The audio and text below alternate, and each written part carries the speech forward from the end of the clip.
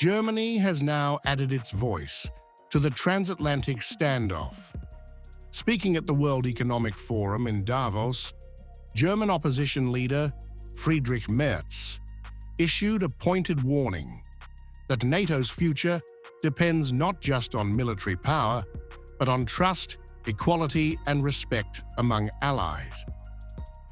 And secondly, we should not give up on NATO.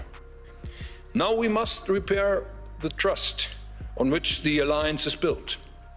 Democracies do not have subordinates. They have allies, partners, and trusted friends. Without naming Washington directly, Merz cautioned that threats involving tariffs or territorial pressure would undermine the foundations of the transatlantic partnership, even as Europe steps up defense spending and commitments within NATO. Competition from the United States of America through trade agreements that undermine our export interests, demand maximum concessions, and openly aim to weaken and subordinate Europe, combined with an endless accumulation of new tariffs that are fundamentally unacceptable. Davos 2026 has become a battleground between US and Europe. NATO and EU top brass have used the WEF stage to give it back to insults hurled by US President Trump. France, Canada, Belgium, Croatia, Lithuania, EU, and many more have come out guns blazing to counter Trump, the most unfiltered verbal duel. Here is what is happening. French President Emmanuel Macron accused the US of undermining global governance and weakening multilateralism. He highlighted Europe's right to defend itself economically and militarily, while urging NATO allies to cooperate on Arctic security.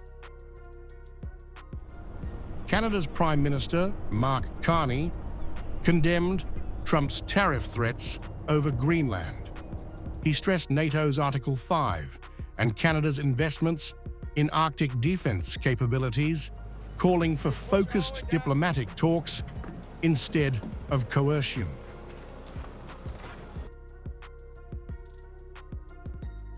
Europe has very strong tools now, and we have to use them when we are not respected and when the rules of the game are not respected, by the way. The anti-coercion mechanism is a powerful instrument, and we should not hesitate to deploy it in today's tough environment. Canada strongly opposes tariffs over Greenland and calls for focused talks to achieve our shared objectives of security and prosperity in the Arctic. Meanwhile, Belgium's Prime Minister, Bart de Wever, warned that so many red lines have been crossed, framing Trump's provocations as a threat to Europe's dignity and the 80-year-old transatlantic alliance. But now so many red lines are being crossed that you have the choice between your self-respect. Being a happy vassal is one thing, being a miserable slave is something else. If you back down now, you're going to lose your dignity. And that's probably the most precious thing you can have in a democracy. It's your dignity. So we should unite. Now the Greenland has taken us, the entire debate, into a different direction, a bit odd, unexpected, but these are the realities of a changing global order. I think the only safe way for the European Union to remain an actor is to try to be as united as possible. So this is the reason why all the time I support the idea of imposing the sanctions on Belarus, because this country is a source of instability in the region. What should Europe do? Of course, Europe should take more responsibilities, not only in the field of economy, but also in the field of military forces. And I see that we made quite significant progress in last months.